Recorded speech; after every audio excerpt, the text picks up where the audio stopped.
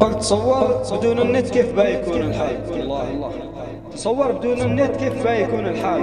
كل منكد وعايش هموم، وذا ساهر يتمارى بالجوال، ساعة يشوف السماء ويطالع نجوم، وذيك تبكي على غربة الرجال، وذيك كل يوم في بيت معزومة ويجلسين جلسات سيل وقال، واللي من حبيبها تبات محرومة، وذاك يعد ملايين واموال ويبني عقارات بالعصر موهومة، وذا يخطط مشاريع واعمال فيها شوارع بالسيارات مزحومة، وبعض الشباب يسمع اغاني وطنبال ويحلق حلاقات وموضات معدومة، والبعض يذكر المشي والتكوال،